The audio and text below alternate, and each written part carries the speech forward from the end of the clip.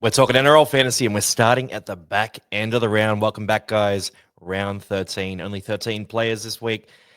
Bit of a mid sort of week. Not a lot of movements in the rankings, but if you went up a bit, feel great. If you went down a bit, don't stress too much. Now, Roosters v Raiders first. A lot to talk about in this game. Jimmy Tedesco is the first one I want to talk about. 66 fantasy points for him. Had the try, 2 line breaks, 12 tackle breaks, 200 meters plus. He is a machine. Now, Roosters have a bye next week. They're the only team with a bye next week, but you have to play a full 17 next week. So if you have a couple of Roosters already, you're just going to wait a week, right? You're not playing Tedesco anyway. You might as well wait. But round 15, he's going to be a prime wing fullback option. Next up, Grass Crichton, Connor Watson, Origin players, but solid fantasy guys. Just not guys you're going to have through this period. Saw Wong, 64 points, had 60 tackles in this game. Absolutely killed it. Big defensive work rate. A lot of people had him in their NPRs. So if you had that, don't feel too bad. You probably started Couchman, Kalamatangi, Ewan Aitken, all these guys who scored quite well as well. Svelio Tamale, big game for him, 62 points here. I want to read out the stat line for Tamale. He had the try assist, a line break assist, 3 tackles, 7 tackle breaks, 2 offloads, 2 forced turnovers, and 169 meters run. Now, Tamale was one who we've discussed as a potential sell option quite a bit in recent weeks, and one that we're planning to sell soon. I ended up holding and starting Tamale this week.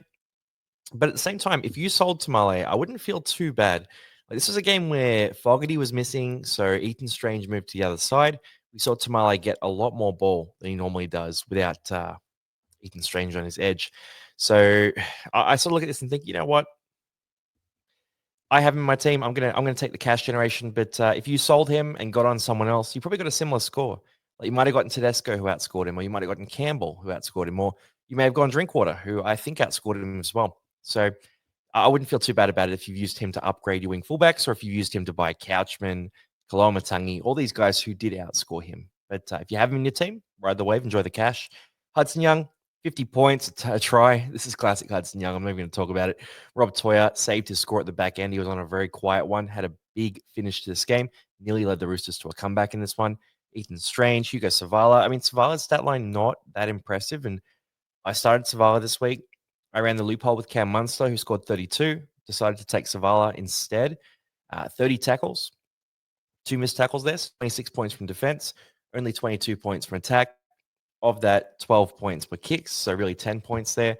Very small, 25 run meters here, no tackle breaks. Had a couple of offloads, which definitely helped, and the try assist there too. So if you got Savala, ride the wave. There's a chance that he keeps his spot and plays next to Sam Walker, but it's no certainty whatsoever.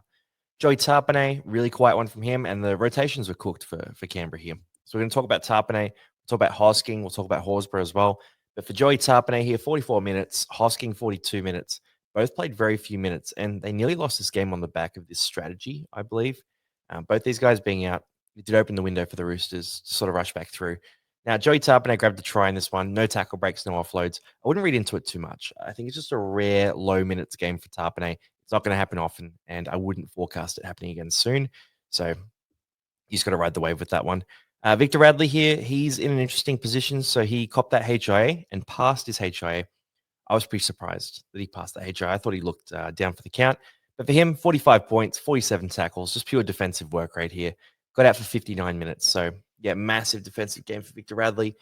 Who got in your team, you don't have much to worry about, right? Even if he does have a delayed HIA or whatever it is there, they've got a bye next week. He's got time. He'll be back for round 15, so you should be okay there. Then Blake Steep just keeps on pumping out PPM, but he's just too expensive now. If we got him at the start of the year, if someone knew the Roosters were going to have all these injuries, then we would have gotten on Blake Steep, but it's just been a historic run there. Morgan Smithies, 40 points. You'll cop that at that price. Stick with him. He's going to make a bit of cash here. Butcher, Sam Smith, Zach Hosking. Hosking played 29 minutes in the back row, 40 minutes in the middle, and 11 minutes rested. His role in this Canberra team is pretty weird. He's not the primary edge back row anymore. Sasimi Sasangi is now ahead of him too. Played 51 minutes in this game. We're also seeing, obviously Manny Nicholson usurped him as well. And it feels like Hosking doesn't have really secure role. So playing in that middle forward role a bit, getting a rest, all that sort of thing, it's just a bit uncertain. And we're seeing some pretty low scores from Hosking too. So I'm going to consider my options here with Hosking. And I'm not committing to anything yet. But if you've got a trade that you can make where you can move Hosking on and get someone who's a beast like Kalamatangi, if you don't have him already, Toby Couchman, one of these types of players, maybe you upgrade to a top wing fullback as well. I think it could be worth it. I think Hosking, he's not producing those special scores, doesn't play around 15. The edge back row spot's really easy to fill too. So I'm probably going to move Hosking on, is my initial read on this. Going down the list here, we got Tupou, Sanders, Savage, Feketi, Nwani Tuase. Quiet game from him by his standards there. Grab the try there, but other than that, not too much. Lenu, Paddy, Paddy, 4 points in 48 minutes. Yeah, shared the minutes pretty evenly with Danny Levi. Then down the bottom here, Billy Smith, Tomoko. Yeah, look, no one really too fantasy relevant to talk about here. I will just shout out Danny Levi, little 24 points in 34 minutes. Pretty good PPM for him, considering, right? We saw him last year scoring, 30 odd in 80 minutes with the try. So it's actually increased quite a bit this year. Next up, work our way through, and this is going to be quicker. Neither of these teams play in the major buy rounds, so I'm really not interested at all in any of these players. So I'm just going to blast through these teams because I'm not buying them, right? If they don't play round 15, round 18, they're generally not coming to my team. So Jack Williams, if you're a head-to-head coach, I'm into it. If not, I wouldn't do it. Nathan Cleary, beast mode here, no attacking stats, 125 meters run, 600 kick meters, pure perfect defensive rating there as well. Had a line break, but other than that, 73 points in basically base stats. He is a machine. He's still on my team for now. He does miss round 15 and 16. Then Riley Smith, got the rest there as well. So if you're a Riley Smith owner, keep riding the wave here, but that 13-minute rest really hurt him. He was set for like 70 points in this game if he didn't get that rest, which would have been absolutely insane. If Riley went off, yeah, that would have been crazy. I mean, look, big defensive work rate from him. We're starting to see some of the attack here for Riley Smith as well. So I'm considering him a potential keeper in some far off world where it might happen that way. I'm considering it because the hooker spot hasn't been lighting the world on fire, but the rest wasn't encouraging. If he gets the 80 minutes, that's a bit more encouraging, more solid. And he did look like he picked up a couple of little niggles there. He did look a bit hurt. And I said I was going to go fast. I definitely haven't so far, but let's speed up here. Lindsay Smith, very solid. Sorensen, To'o, Brown, Kenny, Casey McLean. Didn't learn to pass, but he did put a kick in for Jenkins, set him up for that. Yongi, 46 with no attacking stats is fantastic. If you have him, you'll love that. Then Moretti, Patea at 323K is going to go up again. He's proven to be quite a solid cash cow, Patea. So if you got on him, congratulations. Isaiah Yo, 68 minutes here, got a rest, only scored 41 points. Pretty busy day from him. Just no extras, no Mayo stats there, no tackle breaks. Well, I guess one tackle break, no offloads. Yeah, pretty disappointing one if you held Yo. You would have been expecting more. Jermaine Hopgood, 36 minutes. I'm just shocked by the usage here. But he's not playing good footy. That's the issue, right? And I'm a Jermaine Hopgood fan as well. I'm wearing the jersey. I'm wearing the 13 para jersey, actually. There's a 13 on the back of this one. And I like Hopgood. I like him a lot, but I'm just not liking what I'm seeing from him this year. So it's not even like I can sit here and tell you, hey, he deserves more minutes. I don't think he does. I think Dylan Walker's playing better than he is. And I'd love to see Hopgood back to his best because when he's at his best, he deserves that 60, 65 minutes. But for now, I think we're going to see more of this. Mitch Moses, solid without being spectacular. Paulo Obalo, we got Walker, Blaze, Lomax 37 here. Tommy Jenkins 36. Going to keep making cash as he does. Tungo, Tuolangi, yeah, I mean, Kidione Kautonga, I was going to mention this briefly, did go off for a HIA, came back on. I didn't feel like he was back in the game when he came back on, though. He started off reasonably well, and he sort of really cooled off once he came back. So, only the low score of 29 there. Then down the list, some running. I mean, Dylan Edwards getting very cheap, 24 points here with a try assist is really low. And then Josh Papali'i grabbed the 7 points, played a bit of hooker. 10 tackles, right? Just sort of got through some defensive work. He is going to get down to 230K again, most likely. And at some point, it might be interesting if he gets a starting spot somewhere in this Parramatta backline. So the hooker spot's not going to be his, but the backline could potentially open up. Then Rabbitohs v Warriors up next, and CNK, massive game, 81 points. If you had to guess the top scorer from this game, you would have told me, oh, yeah, Kalamatangi. Oh, it's Aaron Clark. Oh, Ewan Aitken. Like one of these guys. Nope, it was CNK here. 342 meters run. 9 tackle breaks. Had the try there as well. Just a machine game on the ground here for CNK. So, yeah, You just got to roll with that. That's absolutely massive from him. He can do this, but he's 490K for a reason. He doesn't normally maintain these kinds of scores. Like they happen here and there, but then they sort of cool off and fade into the back. Kalamatangi here, 78 points, and look, it includes a try. So full openness here. Without the try, it's like a 62. Still pretty good. Still pretty good. I'll still cop that. But as someone who was sort of saying he's a must have, like you have to get him into your team. I'm feeling pretty vindicated. It was an 80-minute performance there. He absolutely dominated. The risk is he makes the Origin side.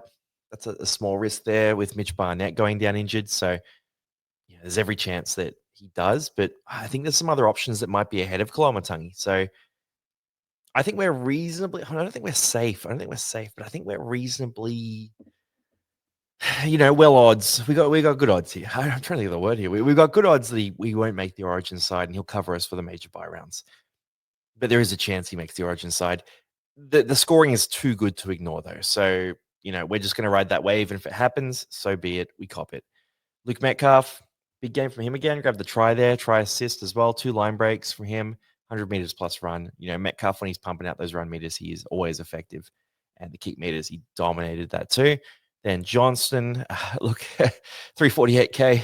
I mean, I know I'm going to get asked about this one a few times. If you are desperate for a wing fullback at that price point and you think South Sydney are going to light it up down this stretch, Johnston's a guy who scores some tries, but the issue is he's got a 12-point game in him as well. So I probably wouldn't do it. I think he's sort of Ethan Strange, but he's a better try scorer. Not Ethan Strange, sorry. Xavier Savage, but a better try scorer. That's the issue. So yeah, I don't see it personally. Then Aaron Clark here, massive game. 56 minutes is not super encouraging. Again, that Barnett injury is, it was meant to be a bit of a booster for him. We were seeing them back to full strength, but I think this is closer to what we're going to see for Clark. I think it's going to bump up a little bit, by the way. I think it'll be more in that sort of 60 to 65-minute bracket. I think 56 was a bit low, but the work rate he had on the field while he was out there was absolutely transcendent. So let's keep riding this wave with Aaron Clark. He's the best hooker in fantasy by far. And Trell Mitt, 67 points here. Big bounce back game. Nearly 300 meters kicked as well. So you love to see those stats there. 100 meters run. 3 tackle breaks. Still a bit low by his standards, those running stats there, but did have the try, 2 try assists, 2 line breaks. Like, what are you going to do? You cop that. If you have Latrell on your team, you ride that wave 100%. But he was no certainty to back up. So, yeah, this is a big performance from him. Fisher Harris, 56 points, 57 minutes. The Barnett news is going to be big for Fisher Harris if it does come true. This stat line, though, not super impressive. Like 53 tackles here, 78 run meters, 1 tackle break. Just defensive stats here. Didn't really get on the front foot. So I think they're going to want to see more from Fisher Harris in future weeks in terms of attack. And if Barnett's out long term, then Fisher Harris could be a cut price keeper. So keep an eye on him very closely. I think he could average in that sort of mid 50s area if Barnett's out for a while. Jackson Ford's another one who potentially could step into some minutes here. 54 points, 59 minutes. He's been machine gunning some big scores recently. Only edge eligible, but if he plays prop next week and starts at prop, he might get dual position. So keep that in mind. Ewan Aitken, it says 49 here. He updates later. So he updated to, I think it was a 56, right? So that's going to come through. I record this before it comes through, but yeah, more like a 56 here. So for Ewan Aitken, look, good defensive work rate, good run meters, nothing else. He scored like 56 without doing anything particularly special. That's exactly what you want out of your players. I'm not certain he gets the center dual position. I think they might play it off like he was covering injury more than anything. And often when that's the story, the guy doesn't get the dual position. So it is often based around the 3 games played, but I think it's more going to be viewed as him covering injury, and he's not a genuine center. So I wouldn't expect him to get center dual, but there is a small chance it happens. RTS, solid. Vimalga, I mean, look, 43 points in 29 minutes. You take that every day. 3 offloads definitely helps. A forced turnover. He had some absolute boosters in there, making some cash, but you're probably not starting in most weeks. Hubner, 43 points in 40 minutes is what he can do.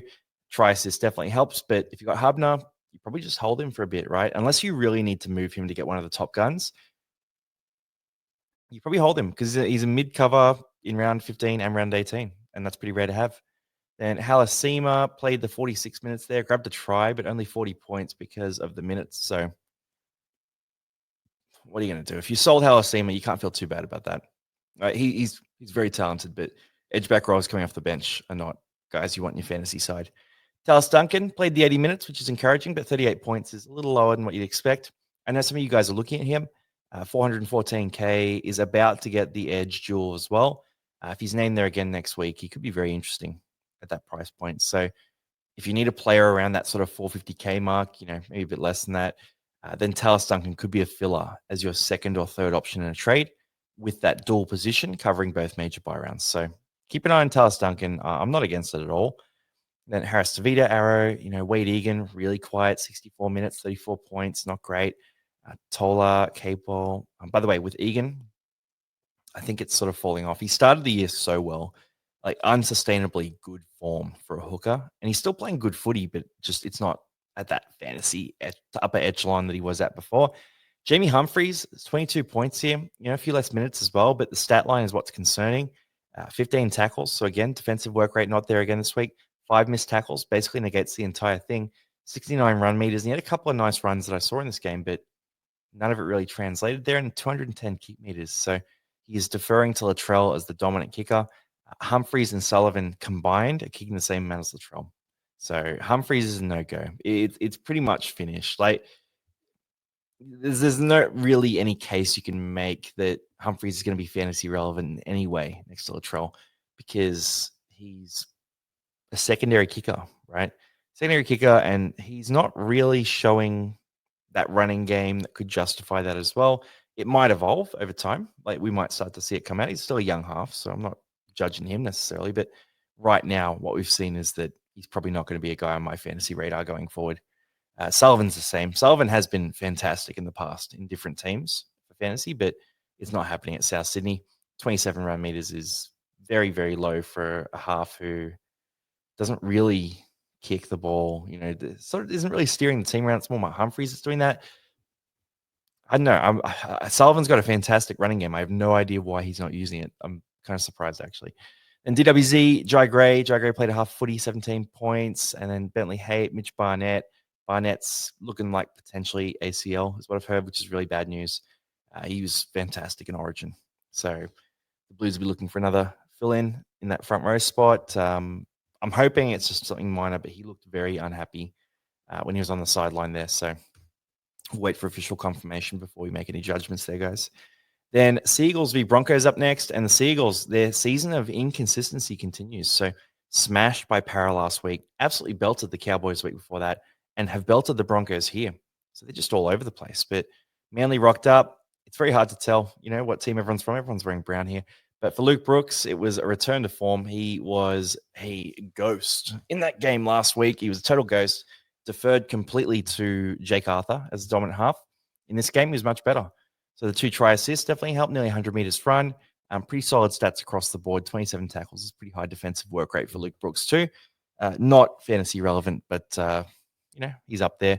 Leo Opawati is kind of interesting. So a 66-point game hit from him here looked good in real life. Like looked better than Turbo has looked in recent times.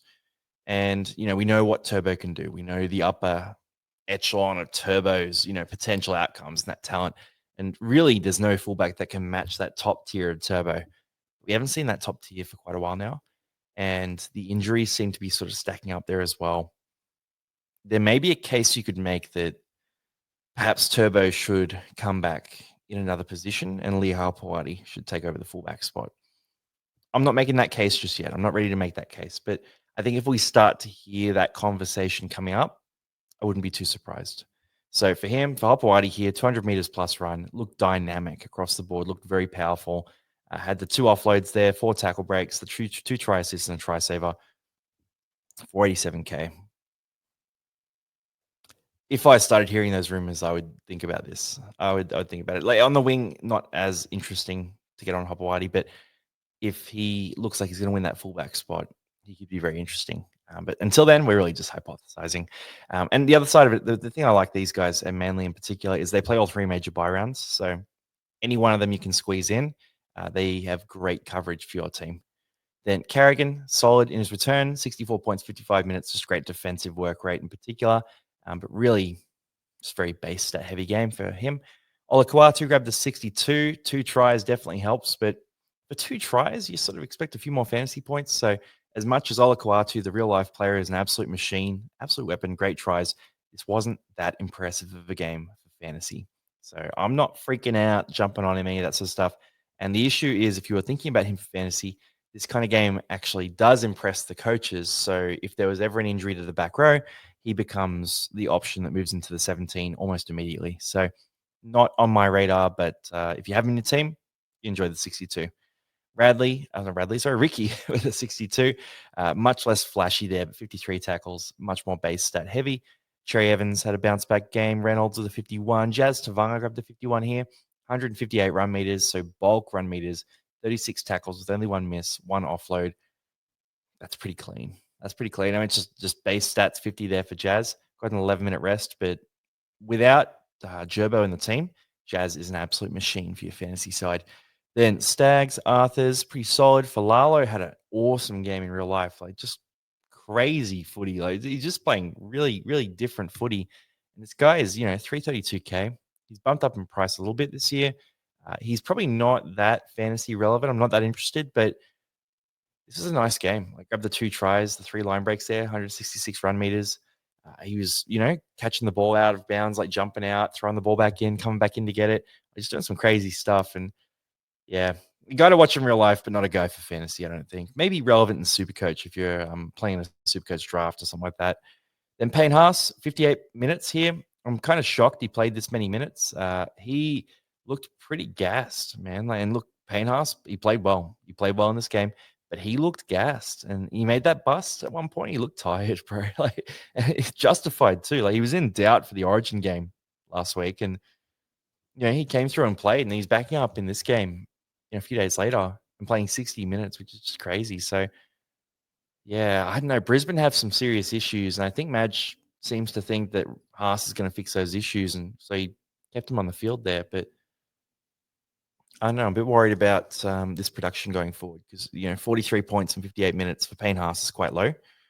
Very very low stats against a Manly side who were quite fragile through the middle. Like they won this game, Manly, and they were good, but they were blown off the park through the middle by Parramatta, and they came to this game against Brisbane, who you could argue have the best middle forward rotation in the comp. And I don't know, we just didn't see them sort of get it done. So maybe it's the Origin fatigue, whatever it is there. Maybe Brisbane are in more trouble than we thought, but just wanted to keep an eye on there. If you have Haas in your team, you keep him and you play him next week 100%, and you're all good. But let's see what we see next week, and we can make an educated call next week and see if there's any other options we want to tear into. Tearing down the list here, Nathan Brown, good game, 43 points, playing nearly half footy. But he's basically a PPM machine. Ruben Garrick, solid game, 41 points, 10 points from goals here. 124 run meters is good.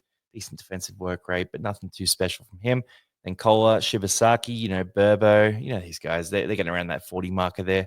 And then down the list here, Xavier Wilson, his role keeps changing, but at some point he'll be interesting. I just can't figure out when. Corey Jensen, he's getting cheap. He's around that 400K mark. If anything ever happened where he was going to get more minutes, that would be interesting. But until then, not on my radar. Selwyn Cobbo is one that's sitting on the bottom of my bench, and yeah, he looked average in this one. Like, Brisbane in general just looked very average, and Selwyn's a goer, but wasn't his day. I've probably got to find a way to get rid of them. I mean, Brisbane play the Titans next week though, so you'd think that there's going to be some attacking opportunities on offer. So I'll probably give these guys another go and just run Cobbo in the loophole. See what happens, right? I mean, I ended up playing Tamale instead, so I'm not too upset. Then Simpkin back to earth here with the 26. Talau, Ezra Mam. Ezra Mam, this is more the typical Ezra Mam stat profile, by the way. 21 points with a try, right? I think everyone's freaking out when he got 66 last week. This is more his stat profile. He's a running half who, misses a few tackles, has plenty of attacking creativity. Like, you can create attack, but doesn't kick the ball. The base stats just aren't there. And down the bottom here, nothing too crazy to talk about. I mean, Pia Kura, 21 in 52. Ben Takura, good PPM, not enough minutes. Lodge basically played a non-role here. So, I mean, Lodge will get cheap, and I don't know. I can't see him being relevant for fantasy. Now, Cowboys and the Tigers running through, and another 80 plus performance. I'll give you a second to figure out who that one was. That's right. If you guessed right and you read from the screen, it's Stafford Toa. So yeah, Stafford Toa, 80 points. Grabbed 2 tries here, 3 line breaks, 14 tackle breaks, 177 run meters. Look, the guy's a machine, and he has cooked against the Cowboys before. We saw him in that 66-6. 60, yeah, 66-6 win at Leichhardt. He absolutely killed the Cowboys in that game as well. So Stafford Toa, for some reason, just loves smashing the Cowboys, and it's happened again. If you have Toa on your team, look, enjoy the cash rises. Keep him as long as he's relevant for you. If you don't have him, you're not going to rush out and buy him, right? That's basically the answer on that one. Tommy Dearden playing Origin, so not on the radar for me, but this was a cracking performance from him. 74 points. Terrell May, for Terrell May, I don't know. There's not that much to say. I mean, this is kind of a weird one, right? Like 70 points in 75 minutes is so regular for Terrell May, but the stat line's kind of like no offloads kind of jumps out at me. So it's just worth keeping an eye on that. 200 meters run, 42 tackles, 3 tackle breaks. I think that maybe all that chat about him not being an impactful runner is leading to him trying to truck it up more. I'm not sure. I'm not sure. I mean, we'll keep an eye on this and we'll see if it's a trend next week. He does downgrade though. If he's not offloading, that's a downgrade. Because when he's making, 3, 4, 5, 6 offloads, that's 16, 20, 20 points there on top of his score. It just boosts it right up. So I'm going to keep an eye on this one, but 0 offloads is raising a couple of red flags for me. Jackson Purdue and Scott Drinkwater, these boys 65 and 62. For Purdue, it was a try, 2 try assists, 2 line breaks, the 18 tackles there and 100 meters run. For Drinkwater, try here, try assist, line break, 5 tackle breaks, 200 meters run, a bunch of kicking here as well. So 257 kick meters, that definitely helps. Look, both these guys tore up. Now, if you have Drinkwater in your team, you're probably a little bit worried after that last game. But you saw the Tigers matchup, probably started him this week, so enjoy that score. Purdue's a more interesting one here. So the 100 meters run is the big thing we wanted to see there. The attacking stats, I'm happy to see him. I'm happy to see him getting involved in attack. That's great. I wasn't really in doubt about that. It's just that involvement and that role is the big thing. So now that he's, tearing in and sort of getting involved, he's going to get that dual position as well. He's going to be center half. I don't know. Purdue's in my side right now. He's going to be, he's going to be a loopholer. He's going to be a loopholer. He's going to be a guy that he is in the picture of my potential scorers most weeks, especially with that dual position. That's the bit that really lights him up. Now, down the list here, Buller, big game, but probably not as interesting for fantasy. Bateman, Steens, Jackson Paulo. I mean, look, I'm just kind of writing these guys off. Heath Mason was big, but I don't think he's going to keep that spot. I think we're going to see Latu Finu there very soon. But I will say the stat line here from Heath Mason, kind of encouraging for the role that Latu Finu could come in and play. So that kind of boosts Latu Finu's value to me just a little bit there. Seyfarth, Bird, Neem, and Nanai. Nanai played great in this game, by the way, but 43, not huge, but in real life, he was fantastic. Coruscant grabbed a 40, so very solid from him without any big explosive attacking stats there. Adam Dewey had the sin bin there, so 34 points. Luai got himself sin bin as well. Arguably lost in the game with that sin bin. But I'm looking at the stat line here. I know it's. I'm sort of pausing this one. At some point, Luai is going to be interesting to me in fantasy.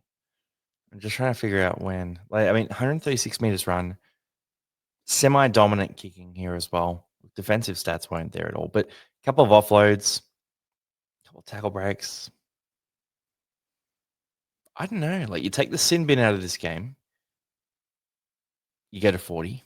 Then a few more minutes of playing, maybe 45. And you got a 45 without any attacking stats. And we're having a conversation at that point because we see a 45 there, no attacking stats. We're going, all right, maybe Luai's turning around. Maybe old Luai's coming back. He's lost 144K this year. Maybe Galvin being gone is finally coming up. And at 445K, we ever think about this. Now, there's no rush here. So he doesn't play, I think it's round 15. Let me just quickly confirm that one. But with him not playing round 15, it means that you can wait till round 16. Let me just double check it. Yeah. So yeah, doesn't play round 15, plays round 18, has a buy in round 23 later as well. So yeah, with Luai, you can give this another week, watch it, but he could be an option. I mean, he's in that similar conversation to Jerome Hughes, right? Where they've been off the boiler. But if Luai has a big game next week and I see him running the ball and sort of taking that responsibility, I'm going to be very intrigued by this one. So yeah, keep Luai on your radar as a super, super pod. Robson, not interesting. Finu, other Finu here as well. I mean, Samuel Finu is getting really cheap. He's dual position there too. Just carrying a lot of injuries right now, so not really on my radar. Suka, solid. Taruva, Derby. Yeah, look, no one else really to talk about here. Naden, Royce Hunt. You're probably not jumping onto these guys. Now, Titans and the Storm rolling through, and this was second last game. Then we'll go through some sort of general stuff. For the Titans here, Jaden Campbell, big one.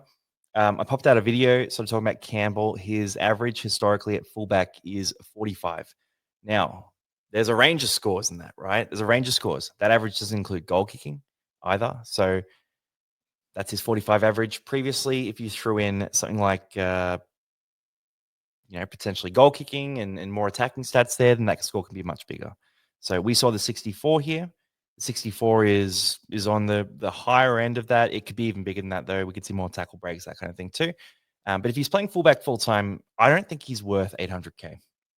I'm still going to say that. Like at 64, with all these attacking stats, he's a beast of a player, but I'm not paying 800K for an actual fullback. He's kicking 123 meters here. Not of interest. If he goes back to halfback, he is worth every dollar of that. But at fullback, I'm not jumping on. So I think Brimson comes back and takes the fullback spot. I don't think it's a worry. They didn't beat the Storm. I doubt they changed their plans. Down the list here, Loiero, solid. Fairlongo, yeah, look, he's always good. Bo Firma, 55, rock solid. If you got Bo, you love that.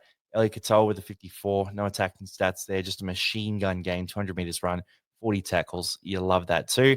Down the list here, look, there's not too many guys we're tearing into fantasy. Big Tino played big minutes here, but we can grab the win. Jerome Hughes is on our radar for round 16. Don't do it before round 16. Keep him on your radar for round 16. This game here, 64 meters run, did the bulk of the kicking, 2 tackle breaks. He's moving in the right direction without it being blatantly clear. So he's going to be cheap, and at round 16, I'm going to make a call on that one. Pappenhausen, solid here, 44. You can live with that, but you're not, tearing hair out that you don't have him. Meany, Blore, Campbell Gillard. Is there anything else we want to talk about? The Sofa Solomon started at lock, didn't really convert that. Cam Munster, 32. Nearly 100 meters run was great, but no offloads, no tackle breaks. The big issue there. So he's one you can sell now. I think he's sort of capped out in price. He made that bit of cash for us right at the end. Love to see it, but I think it's time to go. Jack Howarth is back, not on my radar. Tokomanu's in the origin picture and playing 27 minutes here. So you're not jumping on him. Mitha, Foreign, Cam Pereira. Yeah, no one else we're going to talk about there. So let's jump into that last game here. We've got the Dragons and the Knights. And this one was a stinker of a game to watch. I will say, like the Dragons had a few nice plays. Not discrediting the Dragons at all, but man, the Knights didn't throw much at St. George in this one.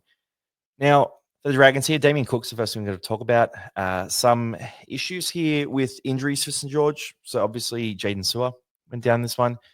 He might miss a couple of weeks as well at the most. It meant that Damien Cook had some inflated minutes.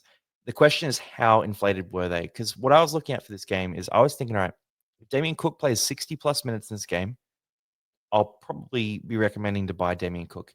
He played 76 with inflated minutes. I'm going to make the assumption that he would have played 65 without the inflated minutes. So I think Cook is a go right now.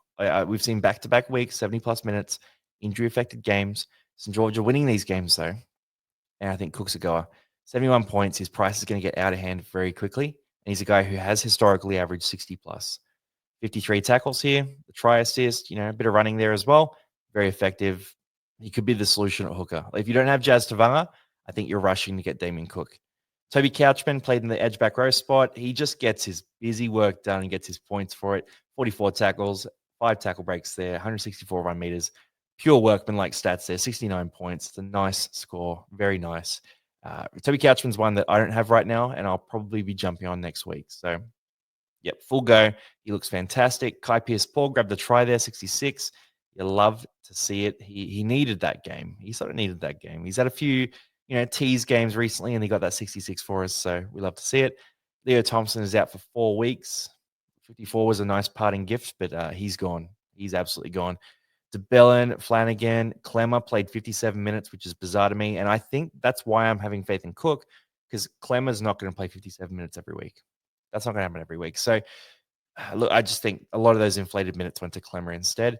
Gagai, 49, Croker, Laurie, Jacob Little, 31 minutes, 45 points. He's a PPM machine.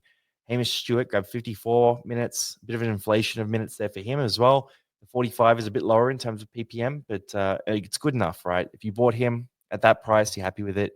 Then down the list, Luciano Leilua. I mean, Luciano could be interesting now.